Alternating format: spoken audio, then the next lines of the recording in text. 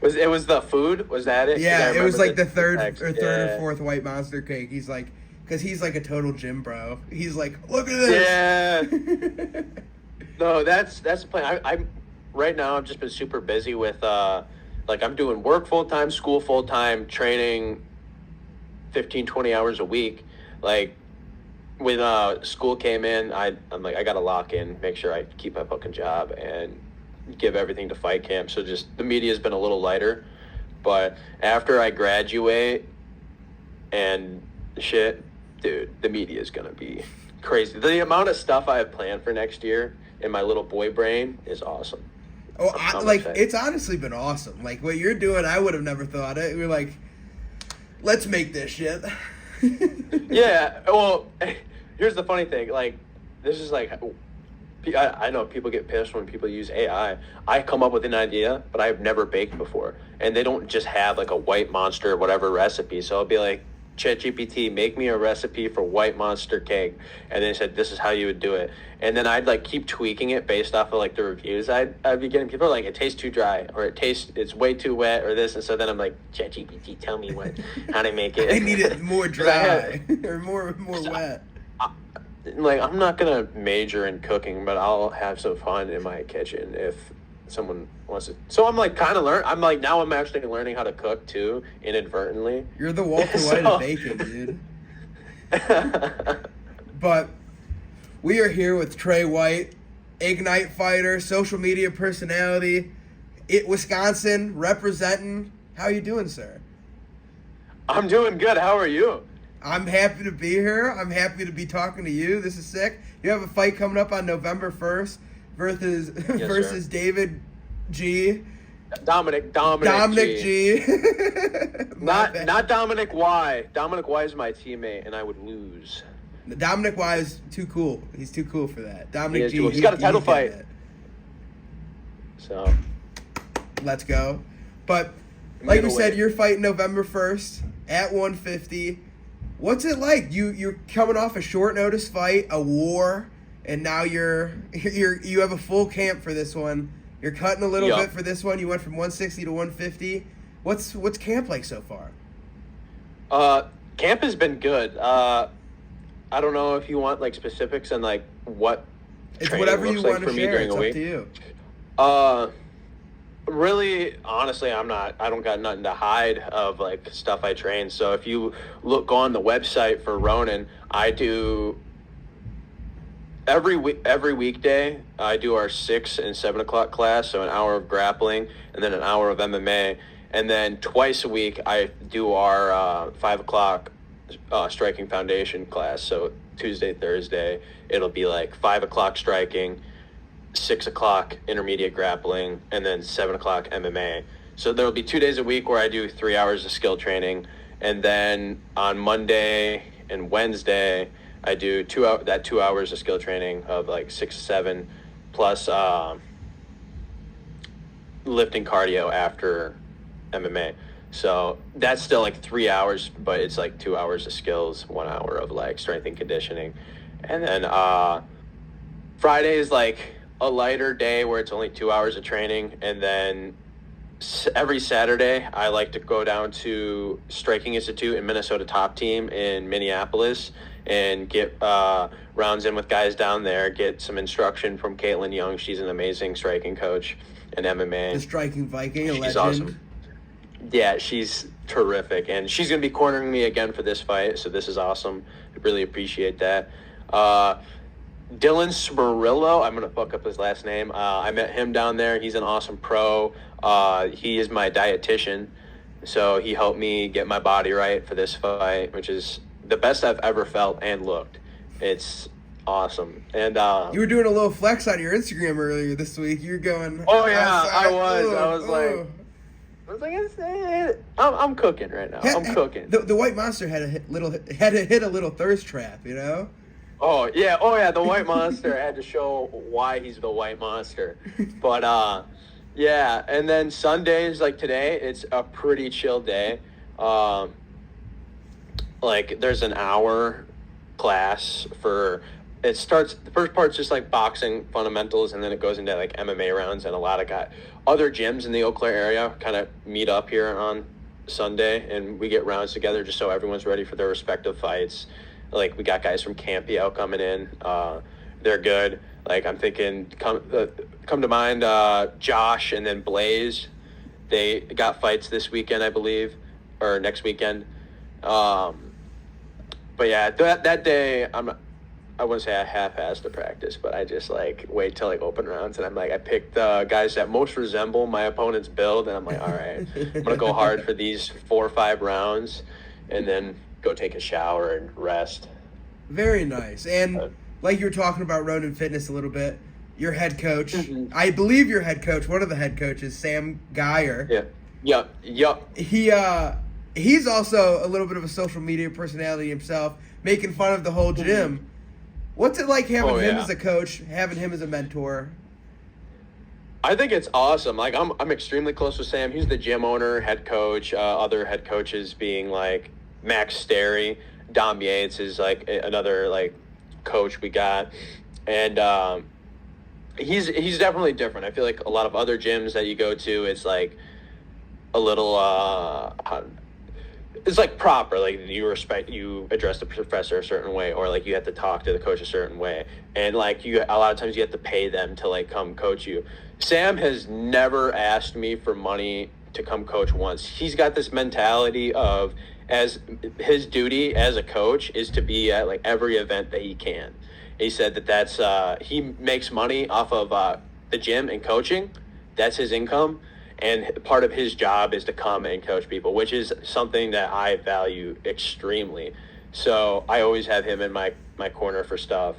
And like he's like less, obviously he's like an amazing coach, but he's like less of a coach and more like a brother. Like, I was at his wedding and stuff like that. Like, he's just an amazing friend. Like, we watch, sometimes we put on fights at his place, and we'll have like gym events where we all just hang out like the friends that we are. So he's definitely a personality. I'd say what you see online is about 80% to 90% of who he actually is. Yeah, he'll play it up to get some engagement, but like, he believes the things he's saying.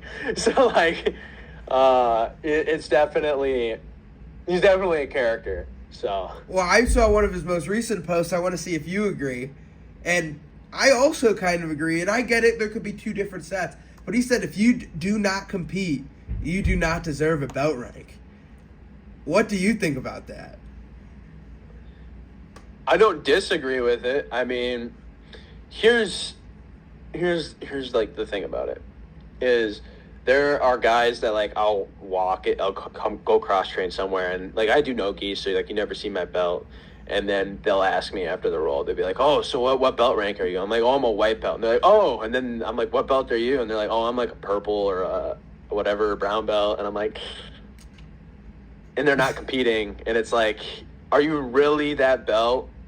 And it's like, yeah, maybe they could be old and they're just not as good as they once were. I don't think you should just like lose your belt rank. But it's also, there are guys that are like my age that they show up for X amount of days, and then they're like, oh, you've earned your blue belt, you've earned your purple belt. But then you go against someone who's like taking it serious, and you're getting smashed. So it's like, what is a belt? If it actually reflects your skill and something like that, it should reflect what accolades you have achieved in competition as well. There should be some sort of equivalency, because it speaks a lot of like the value of belts when you could have like, if you heard the term competition blue belt. Yes. And then just smashing like blue belts, purple belts. That's the thing we talk about. Like, why the fuck is that it's its own lane? Thing. Like, so everyone knows that competition blue belts are better than these other fucking hobbyist belt rank. Then why the fuck are we doing belts? Do you have to wear hobbyist? Do you have to have hobbyist etched into your belt when you're in your fucking gi, just so people know, like, hey, don't roll hard with me? Like, I don't. I don't know. See, I am like 50-50 on it, because I do agree 100%. But I also think there's certain situations where it's like, if there's guys in the gym who just like truly hate competing, but they are like dogging the real belts, like the people who are. It's like, all right, maybe they can be that good, but who knows? Or like you said, the older guys who like either just physically can't do what the younger guys can do, but like they got like a sentimental one or whatever, or they were awesome and then they got older. Yeah, and then they got old. Yeah, I don't know. So yeah, this is where Sam's perspective, because on a ride back from Milwaukee, we had this discussion. I think he said the act of competing is like where you actually earn the belt. Otherwise, it's kind of just like uncertain. Because he said, like I train with people like Gabe Pugh, Max Sterry, and these other guys, and like we can have some really good like close rounds in the gym, and we know each other very well, and I'll catch things on them that someone in a fight might not catch on them, and they'll catch things on me that other people might not, because we know each other super well.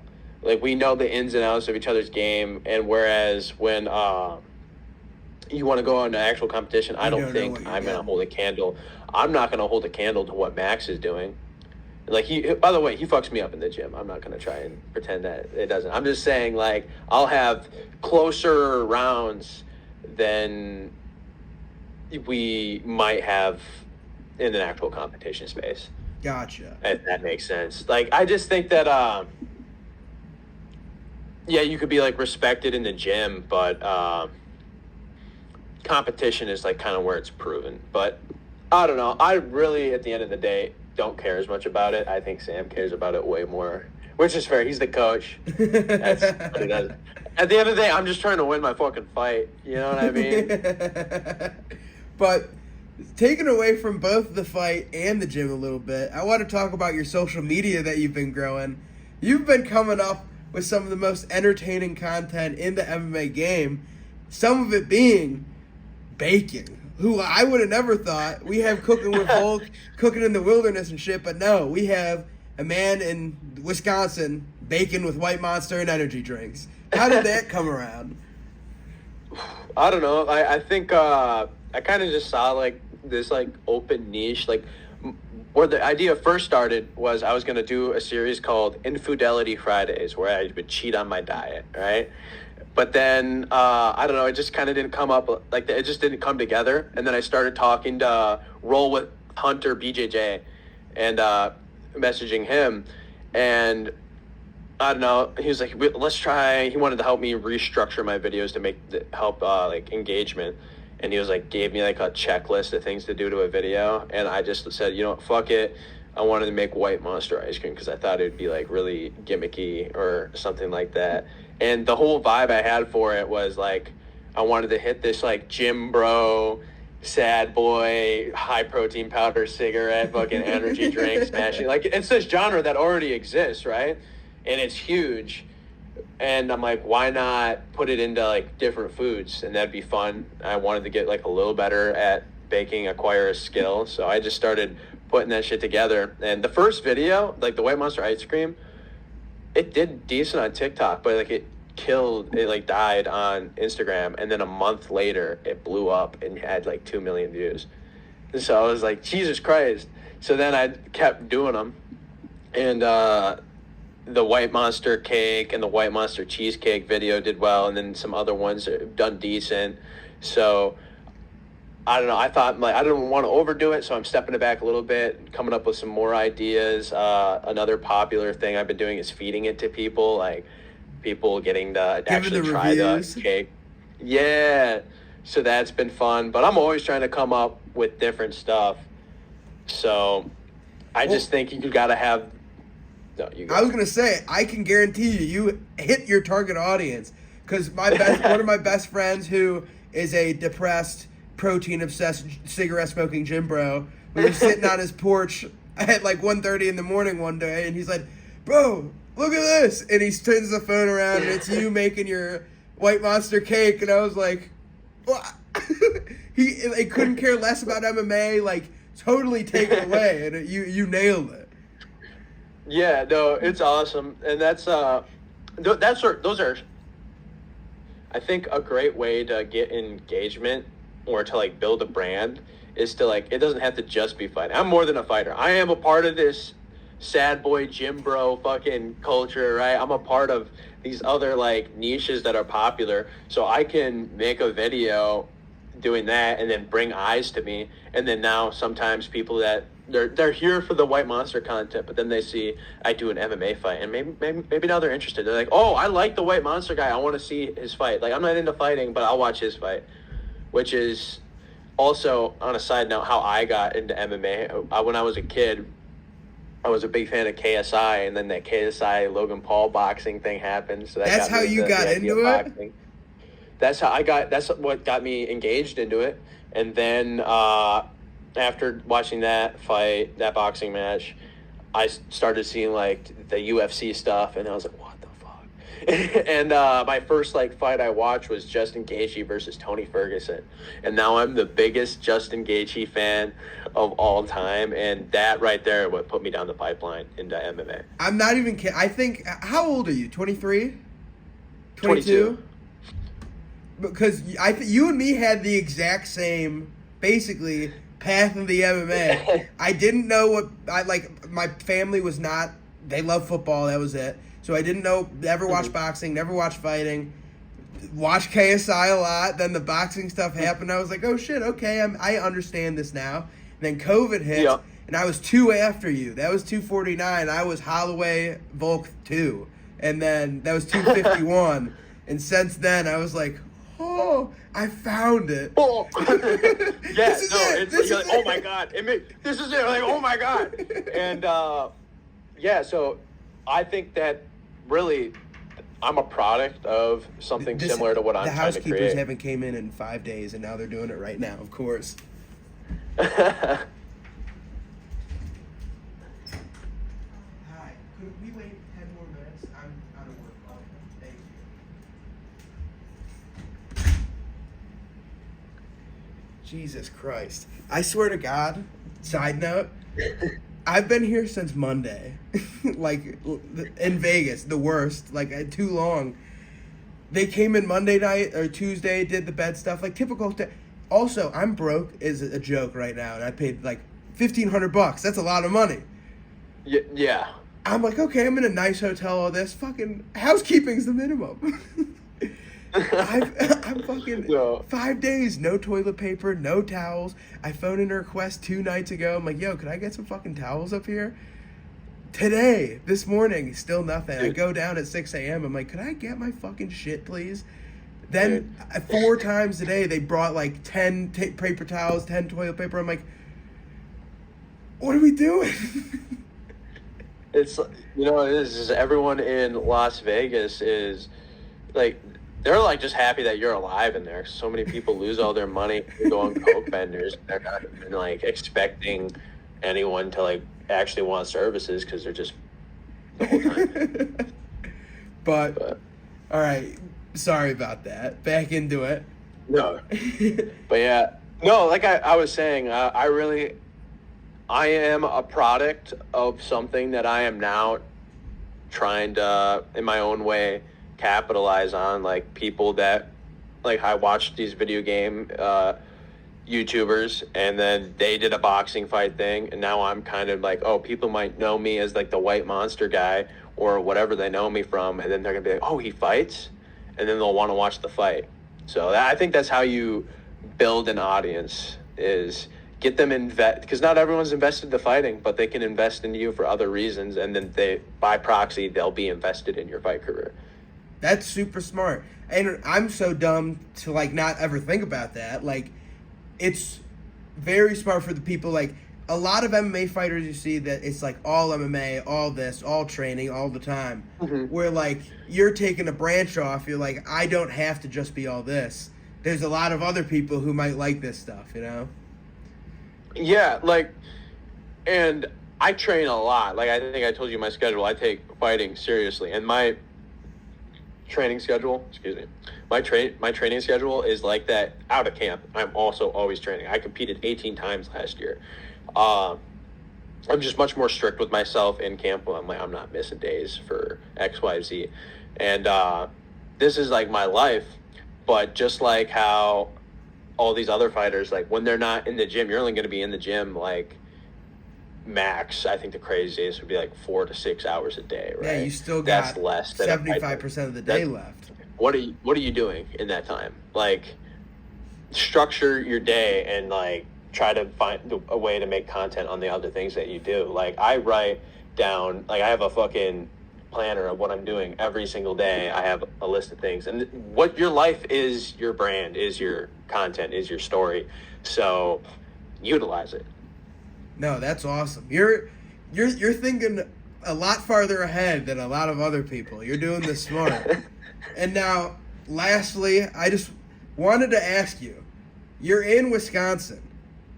There's not a lot other than Ignite, and that doesn't even count because that's in Minnesota. What do you think is the reason that Illinois, Wisconsin, Missouri, the Midwest in general, has no MMA, no combat sports? I would say Chicago's got 2 shows, very small.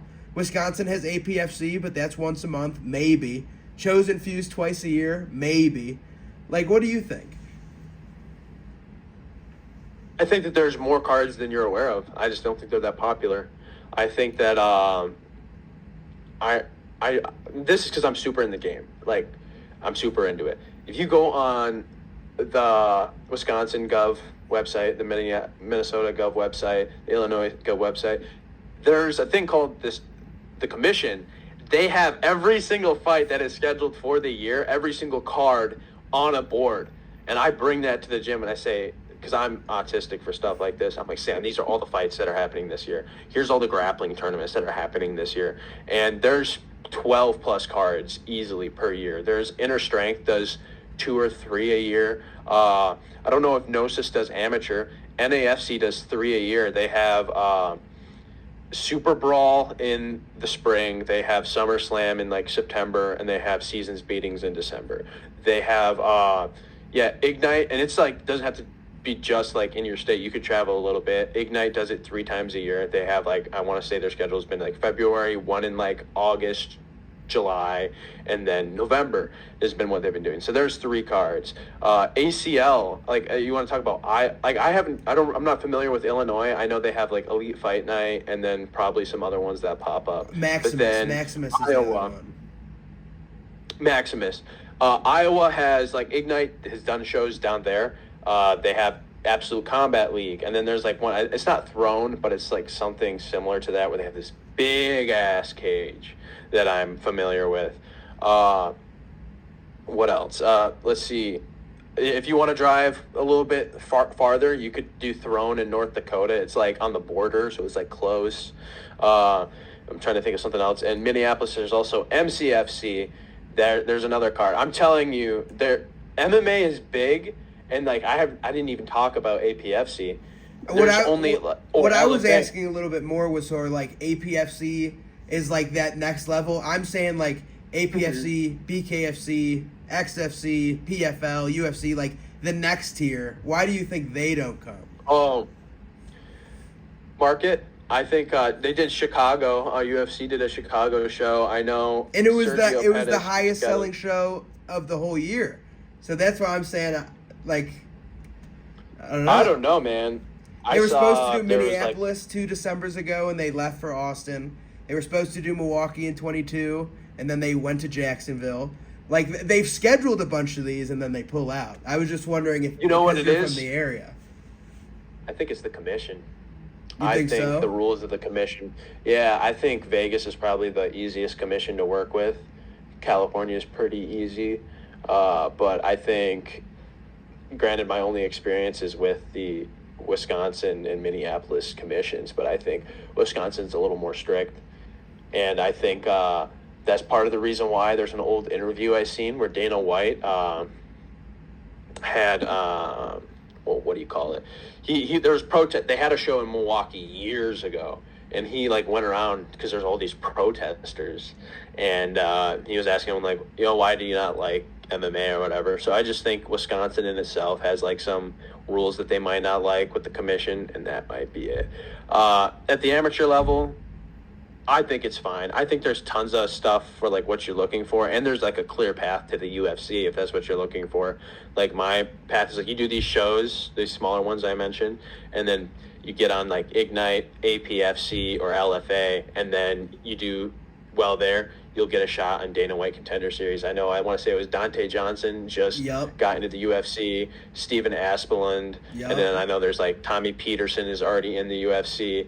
There's like a clear path to get in there. And by the way, Santos should be getting in there soon. I want to see him get a shot. But there's like a clear path, and I think that's how you get in there. Maybe UFC doesn't want to be here because of the commission, but regardless, there's still like huge MMA in the Midwest.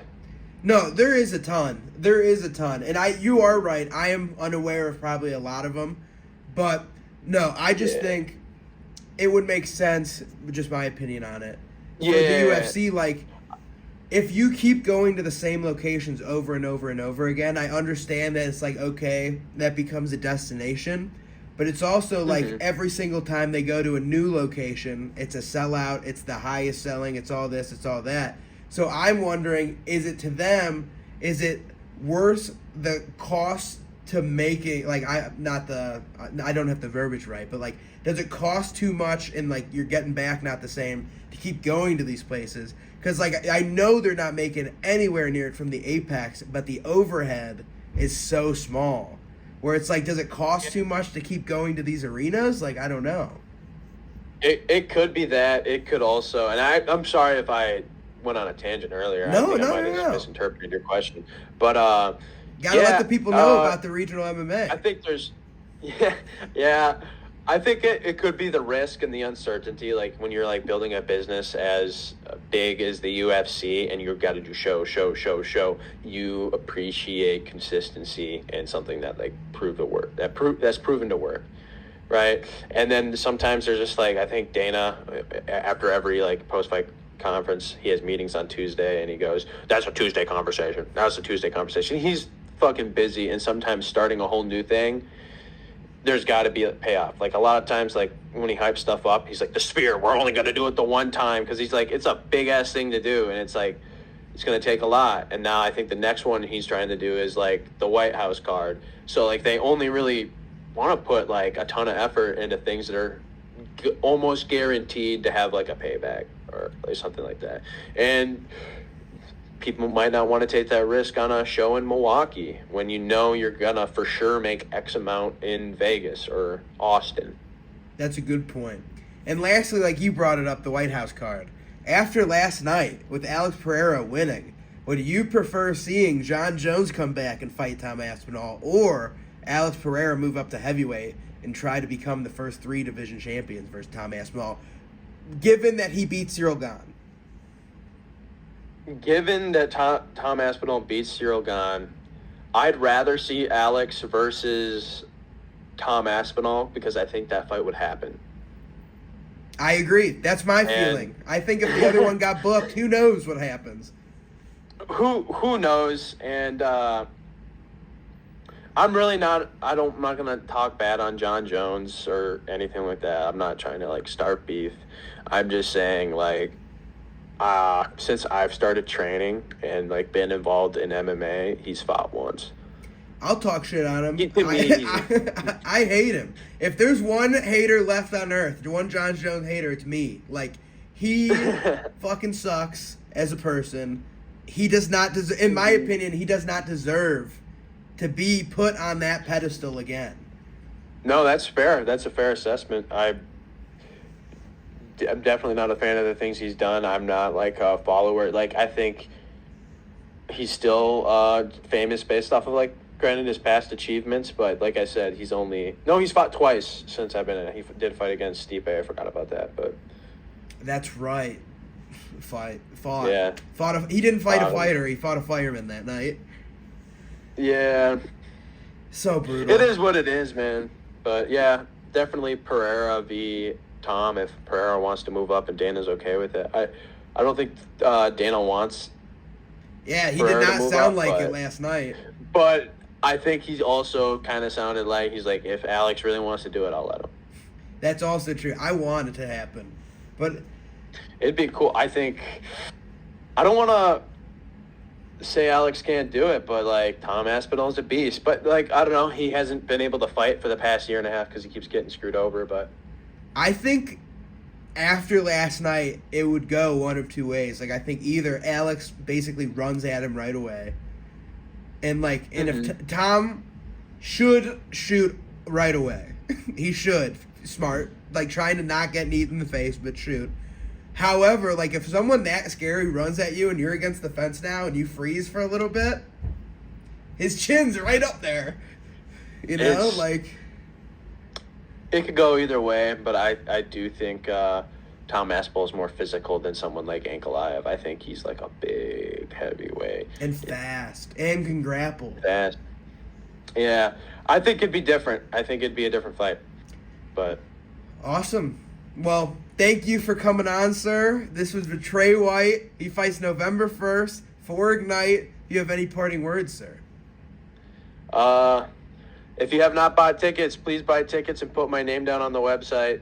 And you can watch the stream on spectationsports.com, Ignite Fights 110. You have physical tickets, right? Yeah, I have physical tickets. You can DM me and we'll work something out. Cage side is 140 if you get it from me, and GA is 50. So I don't want to jinx it. I've sold almost 20 front row tickets and over 10 GA.